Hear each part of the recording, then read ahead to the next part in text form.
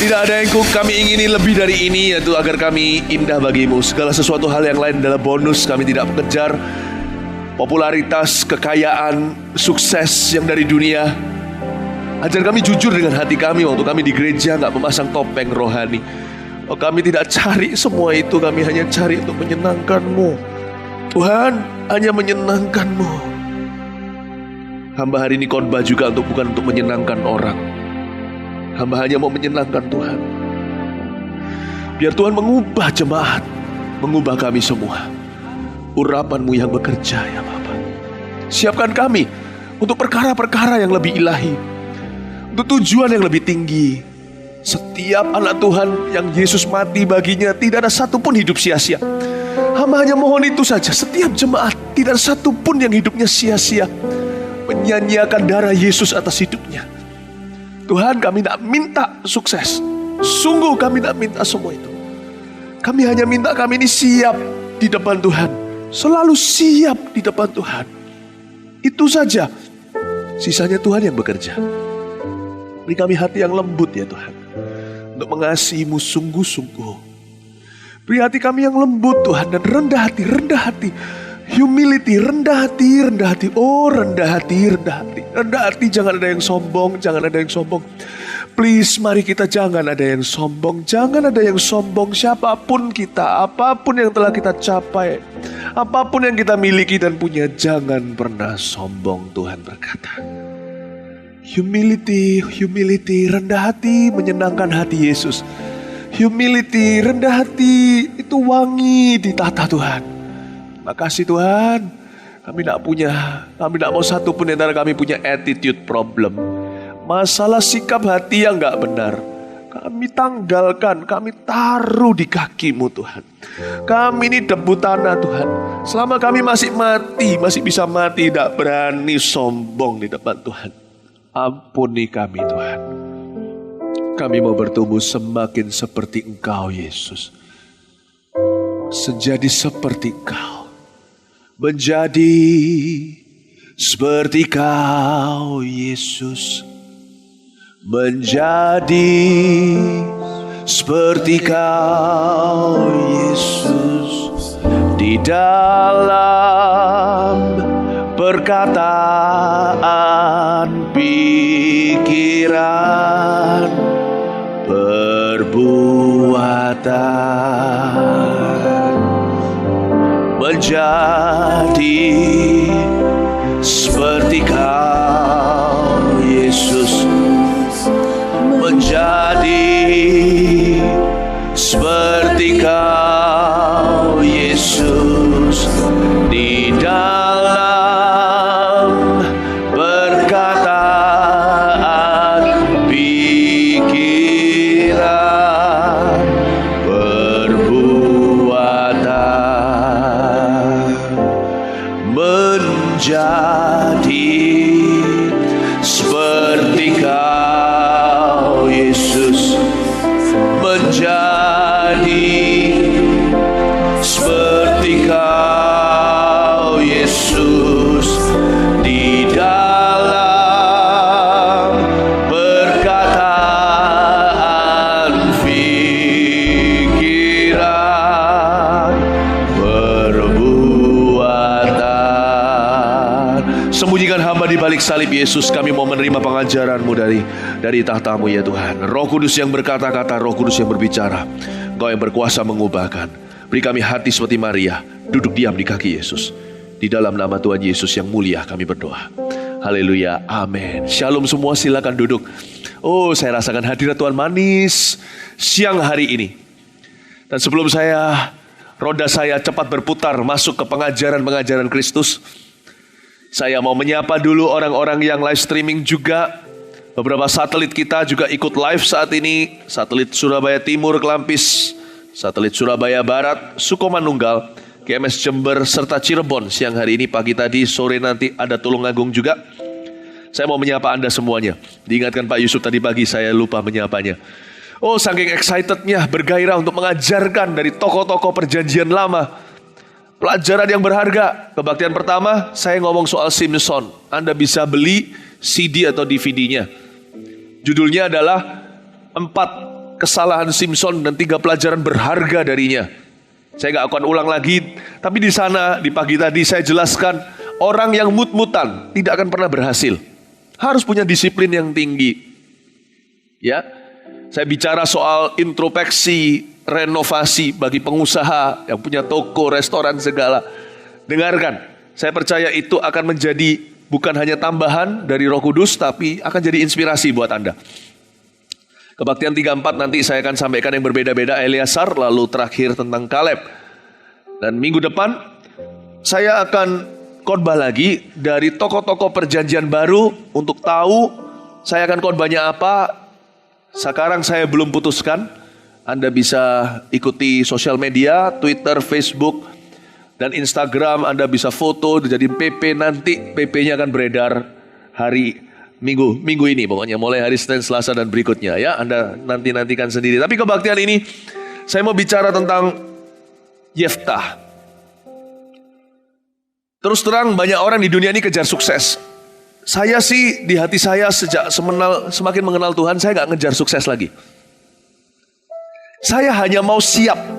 Udah itu aja. Berjaga-jaga dan waspada itu berarti siap. Setiap saat dipanggil Tuhan berarti siap sekarang untuk menghadap Dia. Bukan dalam kematian, tapi dalam kehidupan terutama. Yeftah ini luar biasa. Seorang pahlawan perang, salah satu hakim-hakim. Anda sambil buka di Hakim-Hakim 11. Ini orang, kalau di dunia perang, ini samkok. Ini orang benar-benar yang luar biasa berhasil. Dia punya prestasi tidak ditanyakan lagi. Tapi satu aja cacatnya. Dan itu menjadikan dia sukses tapi berdarah-darah. Sedangkan Alkitab berkata, berkat Tuhan yang membuat orang kaya, susah payah tidak menambahinya. Tuhan ingin kita sukacita. Bukan hanya sukses berhasil di dunia. Apa gunanya memperoleh seluruh dunia? Kita kehilangan yang paling dasar, yaitu bahagia kita. Apa gunanya kita memperoleh seluruh harta, kehilangan nyawa kita? Yeftah adalah tipe orang yang sukses satu pihak, tapi sisi yang lainnya susah payah mengikutinya. Masalahnya itu bukan salib yang dia pikul, kekonyolan semua. Saya berikan judul, Anda bisa catat khotbah saya ini nanti, poin-poin yang berguna bagi Anda untuk tahun-tahun ke depan. Karakter Yeftah yang tidak siap untuk sukses. Padahal dia sukses loh ya. Saya gak berkata dia gak siap untuk sukses lalu dia gak sukses. Celakanya dia sukses. Karakter Yeftah yang tidak siap untuk sukses. Hari ini mari kita jangan minta sama Tuhan promosi. Tuhan kepingin memberi kita promosi. Lebih daripada kita ingin dipromosikan. Tapi yang perlu kita persiapkan, seperti kebaktian pertama tadi saya jelaskan, bukanlah kekuatan kita, itu sudah alamiah. Kelemahan kita yang harus ditambal. Karena disitulah nanti kekuatan kita pun akan dibocorkan.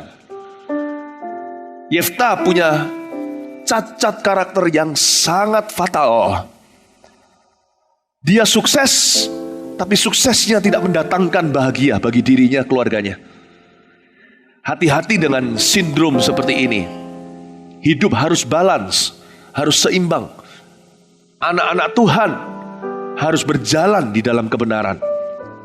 Ya, jangan hanya berjalan di dalam kuasa mujizat. Saya percaya mujizat.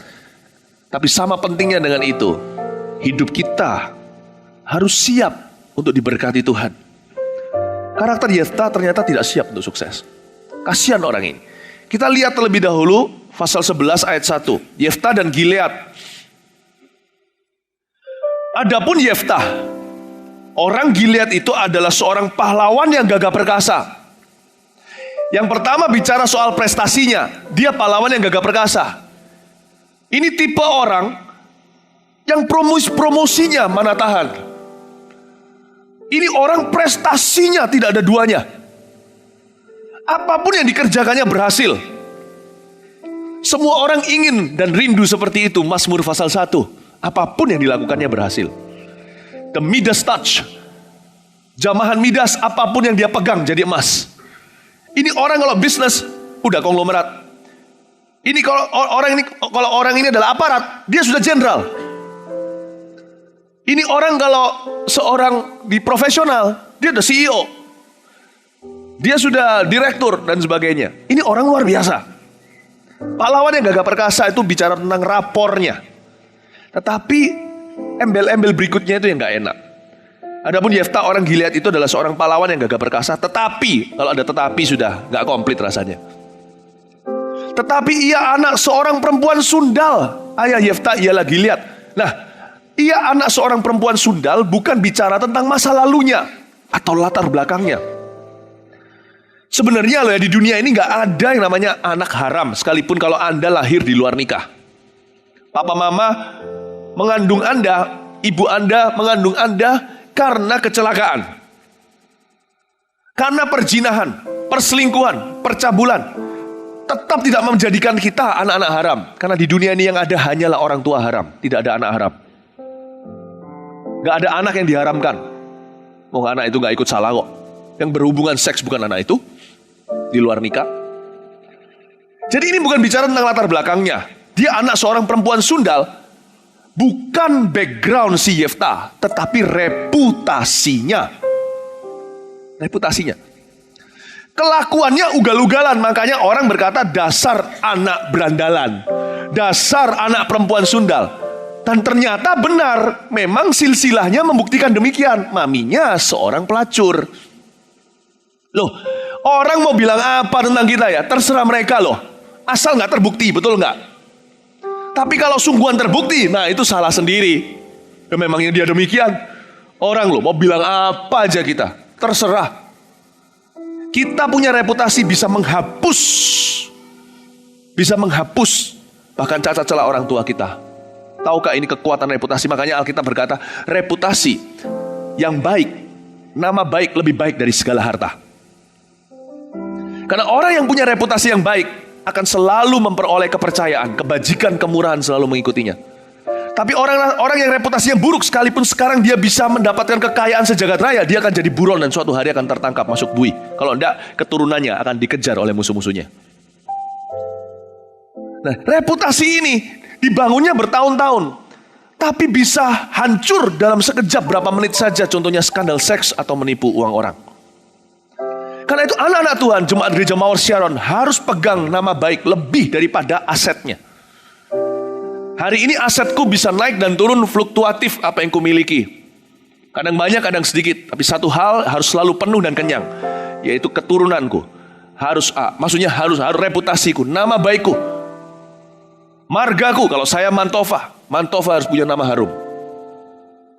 Itu adalah kehendak Allah buat setiap keluarga, bagi setiap kita. Bapak, Ibu, Saudara, saya dorong baik-baik. Sebelum multiplikasi selalu ada maturity.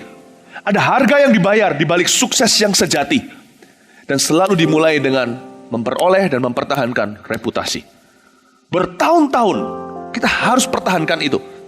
Jangan jual itu seperti Esau menjual hak kesulungannya demi sesuatu kenikmatan sementara. Mari kita berprinsip. Saya berdoa orang-orang Kristen yang lahir dari gereja Mawar Sharon, orang-orang yang punya reputasi yang baik, katakan amin. Apabila orang mau bilang kita apa kek, anaknya siapalah, itu loh dari keluarga, mau keluarga yang sangat-sangat buruk. Kamu tahu papa mamanya koruptor, terserah. Tapi kalau kita bisa punya reputasi yang benar, itu pun akan segera dilupa oleh orang. Dilupakan orang. Yabes contohnya, namanya sendiri namanya apes. Jadi kalau punya anak jangan kasih nama. Kalau Pak Yusuf tanya di depan sini, kalau lagi penyerahan anak, mau ada kasih namanya siapa? Namanya Yabes, Pak. Kalau cinta anak jangan kasih nama anaknya apes. Yabes itu artinya apes. Tapi lihat, dia kalau kita baca di perjanjian lama, dia jadi juragan tanah, raja properti di zaman itu. Perluas daerahku. Orang akhirnya lupa. Orang lupa mamanya begitu pahit. Karena orang lihat dia hari ini. Hari ini lebih berkuasa dari hari yang lalu. Kecuali kalau hari ini kita amburadul, hari lalu kita akan semakin dibesar-besarkan oleh musuh. Paham maksud saya Bapak Ibu? Hari ini kita jauh lebih powerful daripada kemarin. Kecuali apabila hari ini kita mengingatkan orang kemarin kita yang buruk. Jangan jadikan hari ini magnifying glass atau kaca pembesar untuk mengingatkan orang akan celah tercela kita ataupun atas-atasnya kita di masa lalu. Reputasi yang baik, nama yang baik lebih baik daripada segala harta. Yeftah, ayat ini adalah sebuah keluhan firman. Anak ini ugal-ugalan dan berandalan. Dia anak seorang perempuan sundal. Mamanya pun akhirnya tercela selama-lamanya lewat firman yang tertulis tidak bisa dibatalkan. Bapak Ibu Saudara, saya mau Anda melihat Pengkhotbah pasal 10 ayat 1, munculkan saja di sini. Muncul di sini aja ya. Ayat-ayatnya di multimedia saya sudah kasih, segera muncul ya kalau saya minta. Pengkhotbah 10 ayat 1, lalat yang mati menyebabkan urapan dari pembuat urapan berbau busuk. Demikian juga sedikit kebodohan lebih berpengaruh daripada hikmat dan kehormatan. Gak peduli kalau urapan kita luar biasa di sebuah bidang, kalau ada lalat mati di sana, urapan itu pun membusuk semua.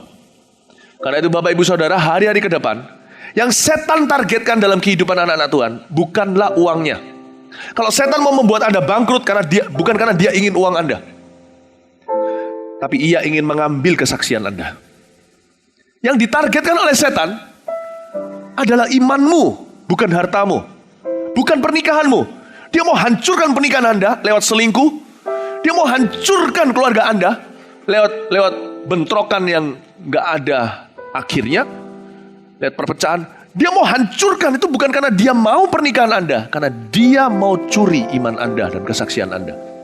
Lalat yang mati dalam sebuah urapan membuat busuk semua. Anda harus tahu bahwa peperangan rohani kita itu jelas dan nyata. Kita harus mempertahankan kesaksian yang benar di dalam hidup kita. Itu lebih berharga dari emas, perak, dan permata. Amin Bapak Ibu Saudara. Yeftah gak ngerti ini. Yang dia kejar sukses. Dia dapat sukses. Tuhan kasih dia sukses. Tapi sukses seperti ini percayalah Anda dan saya tidak ingini. Yeftah gak ngerti ini. Prioritasnya terbolak-balik. Yang nomor satu di tangga prioritasnya bukanlah reputasi atau nama baik atau kesaksian Kristus. Yang pertama yang dia paling kejar adalah keberhasilan. Saya berdoa firman ini mengubah Anda dari dalam. Terjadi perubahan hati. Jangan kejar sukses dulu. Kejar reputasi, nama baik yang dari Kristus mengharumkan namanya. Amin Bapak Ibu Saudara. Kita sekarang lihat ayat 2. Nah, karakter Yeftah ini gak siap untuk sukses. Tuhan udah kasih kesempatan pada waktu dia diangkat, ternyata dia gak siap. Juga istri Gilead melahirkan anak laki-laki baginya. Setelah besar anak-anak istrinya ini, maka mereka mengusir Yeftah. Katanya kepadanya, engkau gak mendapat milik pusaka dalam keluarga kami. Gak dapat caican. Ya, sebab engkau anak dari perempuan lain.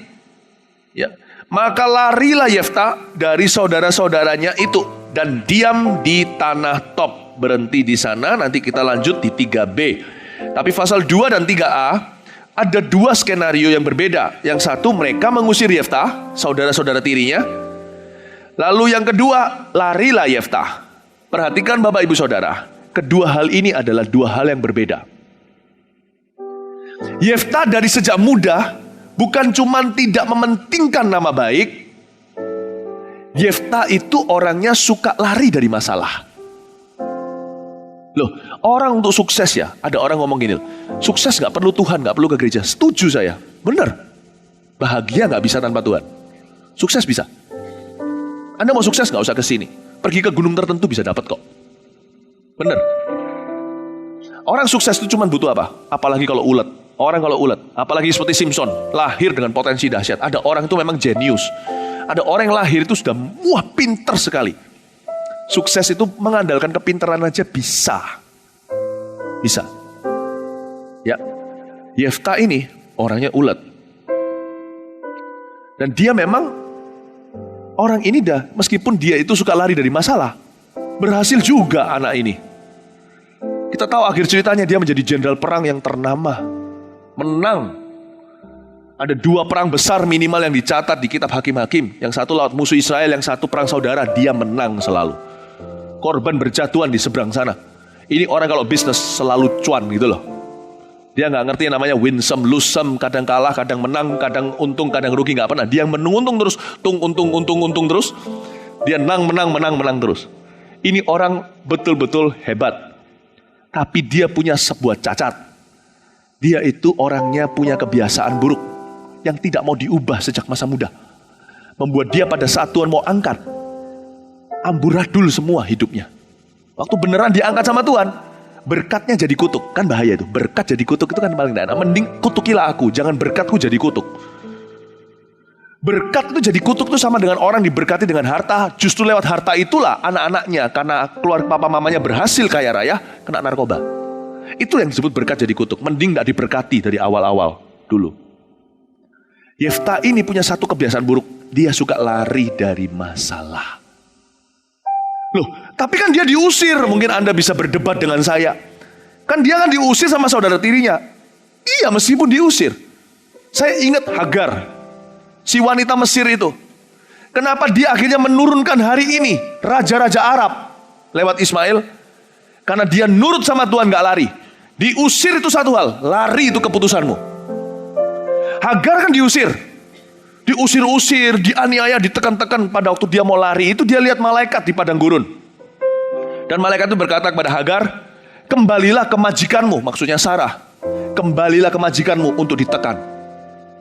Luar biasa kata-kata itu.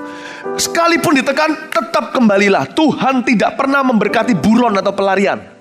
Ada orang tertentu yang membiasakan bahkan bergereja pun kerohaniannya pun dicetak DNA-nya begitu. Ada masalah di sebuah gereja, pindah gereja berikutnya. Ada masalah gereja berikutnya, lari lagi. Lari lagi. Lari lagi. Lari lagi. Orang seperti itu gak bisa diberkati, akan selalu pergi ke bukit-bukit gundul. Anak muda kalau bisa memilih pekerjaan apa, pilihlah. Tapi kalau sudah bekerja di sana, jangan gampang untuk keluar. Selain resumenya kurang bagus, kalau keluar-keluar melulu, pengalaman juga gak dapat. Ada orang yang suka begitu. Ada orang yang punya kebiasaan keluar dulu malahan baru cari kerja. Lalu minta doa-doakan supaya Tuhan beriku pekerjaan. Bukannya pekerjaan yang barusan kau diberikan kepada Tuhan, oleh Tuhan itu kau sembelih di atas mezbahmu. Jangan pernah mudah lari orangnya. Tuhan tidak pernah berkati. Hagar, kembalilah ke majikanmu Sarah. Kembalilah ke majikan perempuanmu untuk ditindas. Hah? Gak salah dengar ya Tuhan? Hagar tanya. Untuk apa? Untuk ditindas. Go back.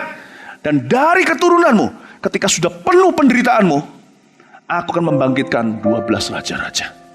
Wow. Wow. Luar biasa loh. Bapak Ibu Saudara, karakter itu harus ditempa hari per hari. Gak bisa pada saat kita promosi.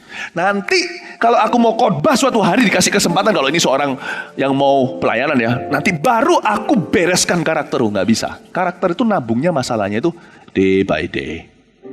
And on the day you're promoted, waktu hari dimana engkau dipromosikan, kalau karaktermu udah ada, suksesmu akan menjadi kutukmu. Karena itu sukses seseorang tidak tergantung tanggalan-tanggalan besar dalam hidupnya. Pelantikan contohnya. Ada job yang besar, proyek yang gede. Enggak. Sukses orang bisa dilihat di agendanya. Cepat pergi ke daerah di agendanya. Daily. Hari per hari. Sukses orang ditentukan hari per hari agendanya. Karena itu Tuhan suruh kita pikul salib itu tiap hari. Sangkal diri demikian. Ikut aku juga setiap hari. Jangan tunggu ketika engkau sukses dan besar. Yusuf itu memelihara dirinya. Dari umur 17, dia ditekan, dikucilkan hingga umur 30 jadi Perdana Menteri. Hari per hari dia merawat diri, bahkan cukur jenggotnya. Ketika Firaun panggil dia keluar tanpa dia ketahui sebagai sebuah kejutan untuk mengartikan mimpi, dia gak perlu lagi untuk dilayani kelepasan dari kepahitan. Dia gak perlu lagi untuk memperbarui hubungannya dengan Tuhan.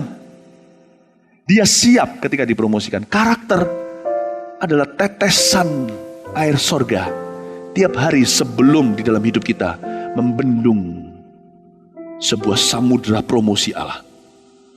Tetesannya itu single day by day. Setiap masalah yang kau hadapi, jangan pernah lari. Setiap kali kau lari menjadi sebuah bolong karakter, sebuah karang yang tidak akan pernah selesai sampai ketika engkau sukses nanti.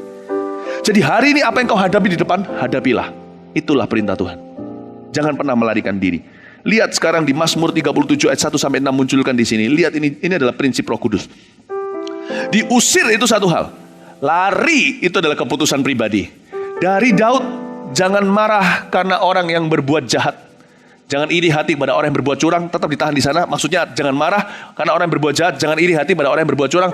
Lu mau diusir kek, mau diapa kek, bilang aja iya tapi jangan pergi.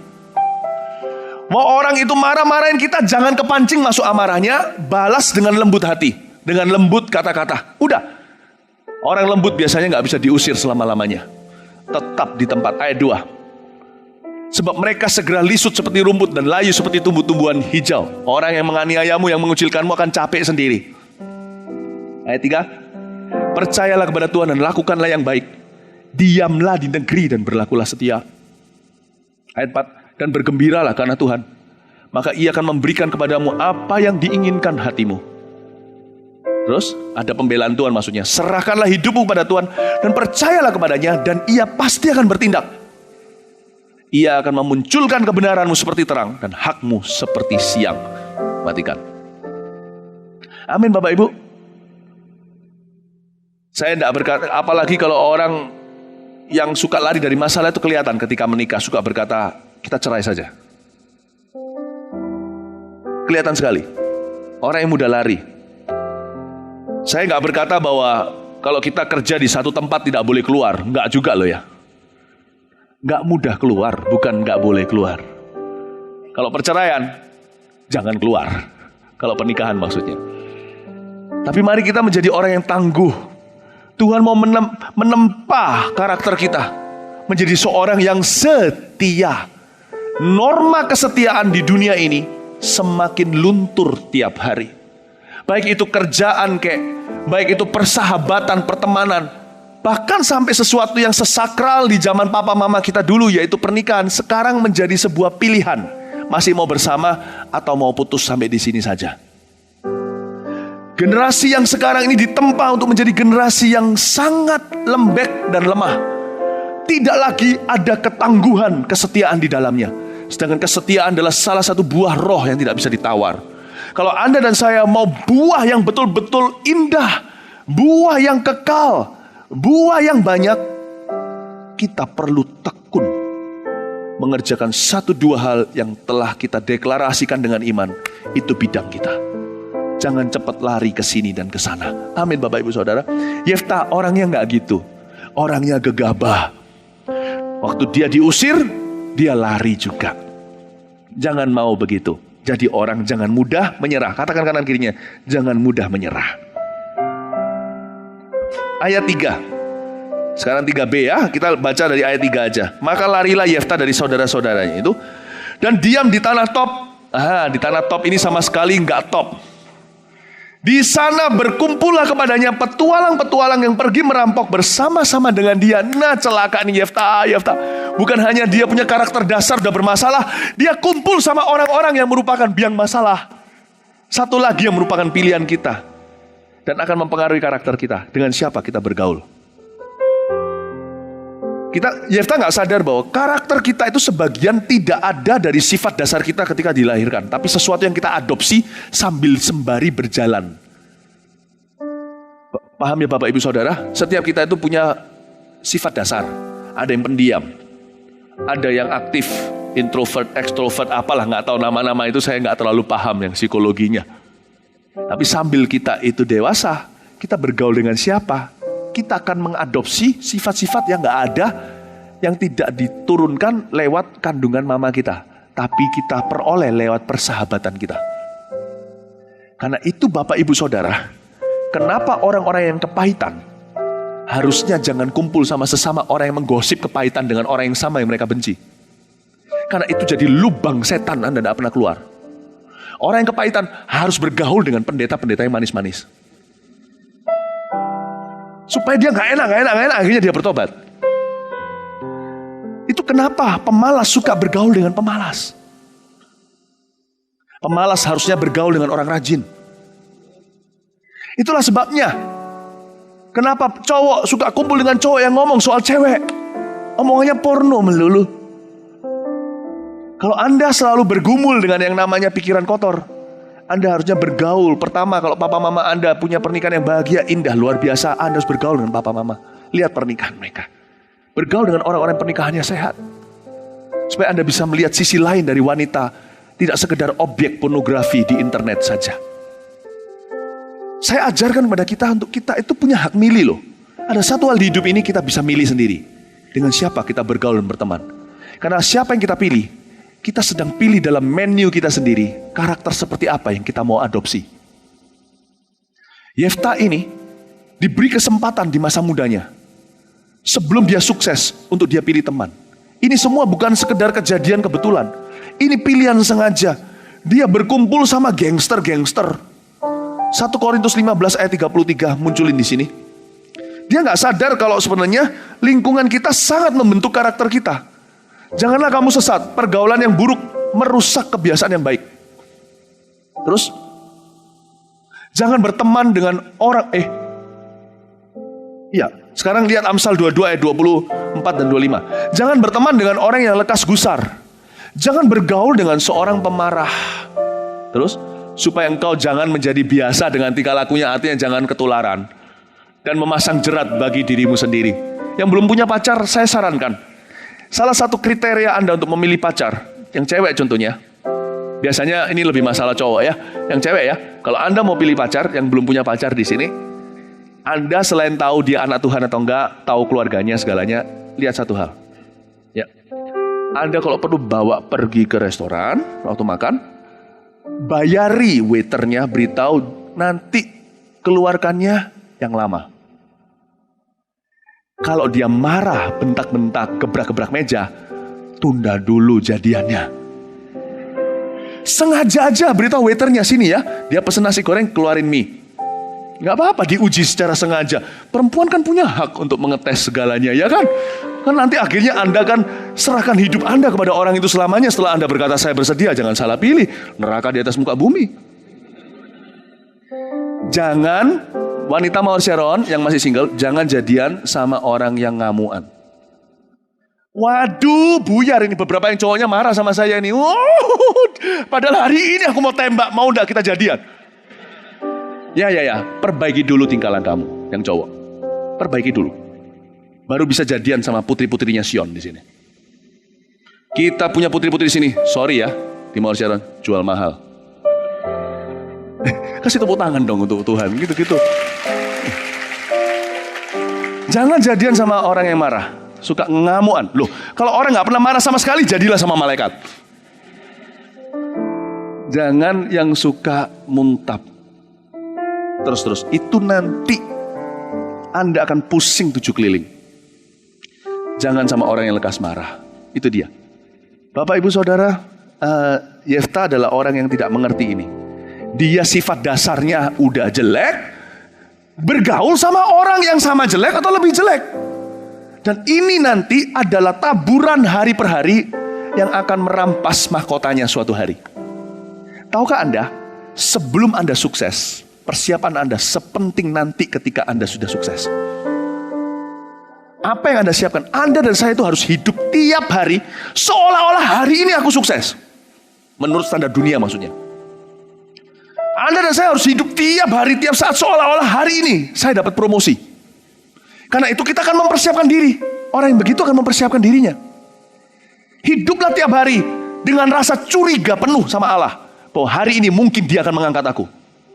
Itu curiga kayak gitu namanya iman. Kebajikan kemurahan mengikuti saya seumur hidupku. Seolah-olah orang yang takut setan gitu loh. Kemana-mana pergi, ada kelontangan. Ada hantu, padahal kucing. Ada bayangan, padahal cleaning service. Apa-apa jadi kerasa-kerasaan. Ada hantu di rumah ini. Anda kalau sama Tuhan juga harus kerasa-kerasaan seperti itu. Kalau enggak gitu, Anda enggak hidup dekat hadirat Allah. Jangan-jangan kebajikan kemurahan akan menyambar aku hari ini. Jangan-jangan aku kejatuhan durian sorgawi. Jangan-jangan nanti bintang turun atas aku. Tiap hari hiduplah curiga. Jangan-jangan hari ini aku diangkat oleh Allah. Itulah cara hidup Yusuf di penjara. Jangan-jangan hari ini Tuhan akan mengingat aku. Dia beritahu pada tukang roti, juru minum. Kalau nanti kamu sudah memberikan arti itu dan terjadi, ingat aku loh ya. Bertahun-tahun gak diingat, tiap hari dia GR. Jangan-jangan hari ini aku akan dipanggil keluar penjara. Akhirnya yang namanya harapan kitab Roma tidak pernah mengecewakan terjadi dalam kehidupan Yusuf. Sekalipun seolah-olah tertunda.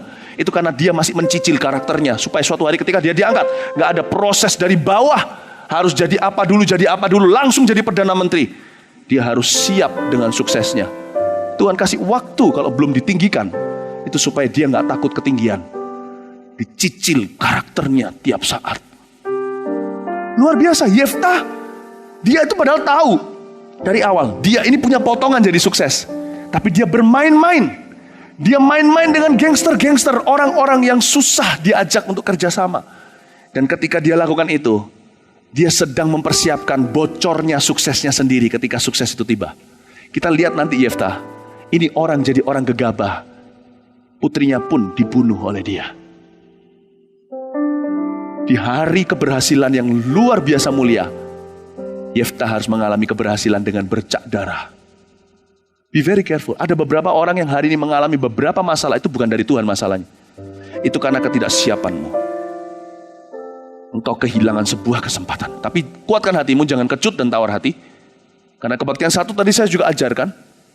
Kalau Anda mau mulai baru dengan Tuhan, Tuhan akan mulai dengan Anda. Tidak ada kata telat dan terlambat. Kasih tepuk tangan untuk Tuhan Yesus. Yeftah berpetualangan. Nah, sekarang kita lihat lebih lanjut ya. Beberapa waktu kemudian, Bani Amon berperang melawan orang Israel. Dan ketika Bani Amon itu berperang melawan orang Israel, pergilah para tua-tua Gilead menjemput Yeftah dari tanah Tob. Tua-tua di sini adalah papanya Yeftah udah meninggal. Ini saudara-saudara tirinya. Oke, saudara-saudaranya kembali sama Yeftah. Tadi yang ngusir-ngusir dia itu loh. Sekarang minta-minta tolong. Kata mereka sama Yeftah, mari jadilah panglima kami, biarlah kita berperang melawan Bani Amon. Ayat 7, ujian Yeftah, dia fail atau gagal. Saya sebut ini ujian Yusuf.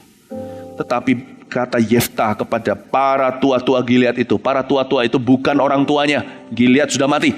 Para tua-tua ini adalah orang-orang muda yang sekarang menjadi tua. Sekarang memimpin bangsa, Yeftah juga jadi pemimpin mafia. Dan para tua-tua itu adalah saudaranya sendiri yang tuding jari dan berkata, keluar kamu dari sini. Ternyata Yeftah sepanjang tahun itu bukan seperti Yusuf tunggu promosinya, mempersiapkan diri agar tidak bocor nanti. Yeftah menjadi orang yang kepahitan dan berkata, nanti kalau aku sukses, awas. Padahal orang ini sudah punya iman untuk sukses. Dia pasti sukses. Tapi di dalam hatinya dia bangkrut rohani. Kalau aku sukses, awas. Ternyata benar kan? Ketika mereka datang, tua-tua ini datang, saudaranya datang sama Yeftah, jawabannya ketus sekali. Bukankah kamu sendiri yang membenci aku, mengusir aku dari keluargaku? Hah? Kira-kira ada gitunya kalau Anda baca betul-betul zaman itu. Mengapa kamu datang sekarang kepada aku? Hah? Pada waktu kamu terdesak, sekarang cari-cari gua. Hah?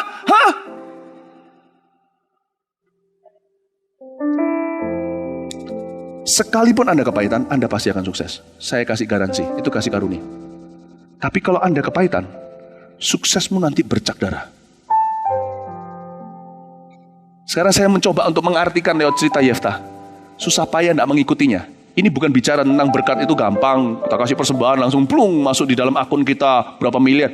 Bukan gitu. Susah payah ini bukan berarti nggak ngelembur, nggak apa. Tapi tidak ada serangan balik setan ketika sukses kita nikmati. Tapi di sini Yeftah ceritanya lain. Dia kepahitan. Coba bandingkan dia punya bahasa dengan bahasa seseorang yang mirip sekali kasus hidupnya. Yang ini kan diusir, yang itu dijual. Yang ini dulu dikucilkan, yang ini dilempar ke sumur. Sama-sama saudaranya menjadi tua-tua. Yang dulu saudara sekarang menjadi kepala suku. Datang ke Mesir lah dan minta tolong supaya dia kasih makan. Jawaban Yusuf demikian. Di Kejadian pasal 50 ayat 19-21. Lihat Yusuf gimana jaga hati. Dari umur 17 dia dijual ke saudagar Ismail. Dan umur 13 tahun kemudian hatinya tetap manis. Tetapi Yusuf berkata kepada mereka, Yusuf Sutanto, berani-berani ya, hati-hati pilih mantu. Janganlah takut sebab aku inikah pengganti Allah. Lihat Yusuf, lihat. Memang kamu telah mereka-reka yang jahat terhadap aku. Nggak salah, Yusuf bukan orang yang menyangkal apa yang terjadi dengan dia. Dia terus terang mengerti itu sakit sekali. Tapi Allah telah mereka-rekanya untuk kebaikan. Dengan maksud melakukan seperti yang terjadi sekarang ini, yaitu memelihara hidup suatu bangsa yang besar. Ayat 21. Jadi, koko, kecuali satu adiknya Benyamin. Dek, Ko, jangan takut ya. Aku akan tanggung makananmu dan makan anak-anakmu juga. Demikianlah ia menghiburkan mereka dan menenangkan hati mereka dengan perkataannya. Adakah terjadi Yusuf ketika dia sukses, anaknya harus dibunuh? Adakah terjadi ketika Yusuf sukses terjadi perang saudara? Adakah ketika Yusuf sukses berdarah-darah? Tidak terjadi. Itulah sukses yang kita cari, yang dimulai dengan jaga hati. Belajar dari Yusuf, jangan Yefta. Yefta lain sekali. Dia kepahitan dan penolakan. Bapak, ibu, saudara, bahaya orang yang sukses menyimpan dendam. Bukan hanya dia membahayakan dirinya dan orang lain, dia membahayakan nama Tuhan dalam kehidupannya. Izinkan saya mengatakan, promosi dari Tuhan itu gampang sekali datangnya. Saya pernah sekali suatu hari, waktu saya berkata, Tuhan, ketika saya sedang mengalami pembentukan ya, di masa saya umur belasan, dibentuk sama Tuhan tuh sakit sekali sama orang-orang sekeliling saya. Wah, kadang-kadang saya diperlakukan tidak adil. Lalu saya berkata sama Tuhan, kapan kau akan meninggikan aku? Saya mau tinggi hati, tapi kan ada ayatnya, rendahkan dirimu di bawah tangan Tuhan yang kuat, maka kamu akan ditinggikan pada waktunya. Saya tanya sama Tuhan, kapan kau akan tinggikan aku? Terus Tuhan jawab saya, itu lucu Tuhan, itu lucu. Gak pernah Anda menyangka ya Tuhan itu lucu. Baik dan lucu. Lalu Tuhan bilang sama saya begini, aku mau meninggikanmu Philip, tapi kamu takut ketinggian. Kamu takut ketinggian maksudnya apa Tuhan? Kamu jangan minta sama aku untuk ditinggikan. Aku ini tinggi sekali soalnya. Peninggian yang di dunia aja, kalau saya tinggiin sedikit aja kamu sudah kalang kabut. Levelku itu tak terhingga. Kalau aku tinggikan itu luar biasa. Tidak ada apa-apanya. Tapi kamu siap gak berada di ketinggian seperti itu? Kamu gak jatuh. Siap enggak karaktermu pada waktu itu terjadi? Kamu bisa menjadi pemimpin yang bersih. Jangan minta peninggianku, mintalah hati yang rendah. Aku yang akan tinggikan. Ya Tuhan, saya beritahu sama Tuhan, oke Tuhan, aku ubah permintaanku. Ajari aku mengampuni mereka yang bersalah kepadaku dan tidak menyimpan dendam. Ajari aku bukan hanya mengampuni tapi juga melupakan. Forgiving that's forgetting. Forgiving that forgets. Mengampuni yang sekaligus melupakan. Tidak seperti orang yang aku ampuni kamu, tapi selamanya aku tidak bisa lupakan apa yang kamu lakukan padaku. Nah itu lain lagi. Ajar aku seperti Yusuf Tuhan. Dan peninggian aku akan datang ketika Anda paling tidak sangka-sangka. Boom, tiba-tiba tiba. Kita lihat lompat sekarang ya. Apa yang Yefta lakukan? Ayat 11 sekarang. Saya mau tunjukkan. Bahkan kehidupan doanya pun salah. Ini saya kalau ke surga, saya yakin Yefta itu masuk surga. Jangan sampai saya diketaki Yefta. Tapi Yefta ini saya kagum, ini orang luar biasa loh ya. Jangan salah ngerti loh ya. Ini orang memberikan kepada kita satu pelajaran berharga. Orang gak sempurna pun bisa dipakai Allah. Tapi orang kalau mau dipakai oleh Tuhan, jangan berhenti sampai puas sampai mau dipakai saja. Harus lanjut satu langkah lagi, belajar kenal hatinya dan menyenangkan dia. Ayat 11. Yefta kan dipanggil, kamu bisa gak jadi panglima kami? Yefta menjawab, dulu aku diusir-usir, sekarang dimau-mau. Ayat 11. Maka Yefta ikut dengan para tua-tua Gilead. Lalu bangsa itu mengangkat dia menjadi kepala dan panglima mereka. Tetapi Yefta membawa seluruh perkaranya itu ke hadapan Tuhan di Mizpah. Tetapi Yefta membawa seluruh perkaranya itu ke hadapan Tuhan di Mizpah. Harusnya orang kalau masuk hadirat Allah kan selesai masalahnya kan, semua jadi jelas ya kan. Harusnya kalau kita doa ke gereja kayak masuk menara atau doa saat teduh cari Tuhan ke bukit doa, puasa, kan harusnya segala jadi jelas. Nggak tentu. Motivasi kita masuk itu menentukan kita keluar dapat apa. Nah ini kesalahan banyak orang. Karena itu pengkhotbah mengajarkan Salomo itu orang yang kilaf dalam hal ini, dan dia berkata, aku belajar waktu di masa tuanya dia tulis pengkhotbah untuk kita. Dia tulis begini, datang ke rumah Tuhan mendengar lebih baik daripada banyak komentar. Masuk ke hadirat Tuhan untuk memperhatikan lebih baik daripada mempersembahkan korban. Yefta ini membawa perkaranya ke Tuhan. Lah kok nanti terjadinya berantakan gitu?